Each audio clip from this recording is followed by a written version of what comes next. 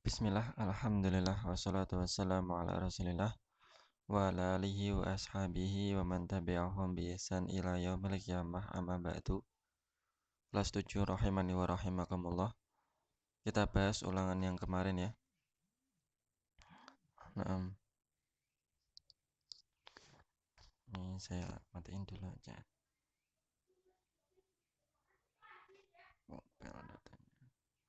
Nah, pertanyaan yang pertama, sujud sahwi secara bahasa artinya ini yang ditanyakan adalah secara bahasa. Ya, logotan artinya adalah lupa. Artinya apa? Lupa. Nah, kemudian yang kedua, sujud sahwi disyariatkan tatkala ada kondisi salah satu dari tiga hal, yaitu kalian cukup menyebutkan satu saja. Bisa pilih ya antara satu ya antara tiga ini. Yang pertama, tatkala menambah gerakan sholat. Terus kemudian yang kedua, tatkala ada kekurangan dalam sholat, kurang rukuknya atau kurang karena lupa. Kemudian yang pertama tadi juga karena lupa, bukan karena disengaja. Kemudian yang ketiga, apabila dia ragu atau syak. Apabila dia ragu rakaat 3 atau rakaat 4, maka dipilih dengan rakaat 3. Kemudian dia sempurnakan rakaatnya menjadi 4. Kemudian sebelum salam dia sujud sahwi karena awalnya tadi dia lupa rakaat ketiga atau rakaat keempat.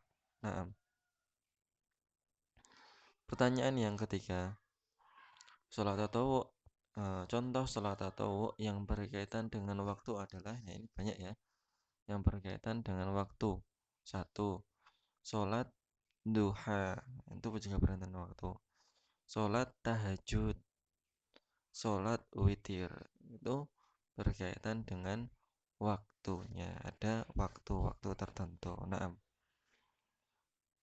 Contoh sholat tatawwu yang berkaitan dengan sebab adalah, contohnya adalah sholat tahiyatul masjid, sholat sunnah rawatib, itu juga sebab juga, atau sholat sunnah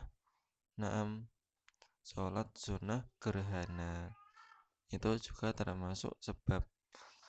Ada lagi sholat sunnah atau sholat jenazah, itu juga karena sebab. Yang kelima, salah satu keutamaan dari sholat rawatib 12 rakaat adalah dari hadis Aisyah yang kemarin sudah dijelaskan, adalah dia akan dibangunkan rumah di surga. Tata cara sholat tarawih adalah, tata cara sholat tarawih itu ada dua yang mana saya jelaskan. 2 rakaat salam, 2 rakaat salam selama 11 rakaat atau lebih. Atau yang kedua, 4 rakaat salam, 4 rakaat salam. Ada dua jawabannya. Jadi antum tinggal pilih yang mana. Keutamaan sholat tarawih adalah di dalam hadis yang insyaallah kita sudah hafal semua. Mangqoma ramadhana imanan wahtisaban ghufira lahu ma taqaddama min dambi. Barang siapa yang sholat malam atau sholat tarawih di bulan Ramadan imanan, dengan penuh keimanan, wahtisaban, dan dia mengharapkan pahala dari Allah Subhanahu wa taala, ghufira lahu ma taqaddama min dambi, diampuni dosanya yang telah lalu. Jadi keutamaan sholat tarawih adalah ya diampuni dosanya yang telah lalu. Kemudian yang ke-8, waktu sholat duha adalah, waktu sholat duha itu setelah tinggi bayangan itu sepanjang tombak, setelah tinggi bayangan sepanjang tombak sampai dengan waktu duhur. Dari terbit matahari, kemudian tinggi bayangan itu sepanjang tombak, habis itu sampai duhur, atau 15 menit setelah terbitnya matahari sampai menjelang duhur.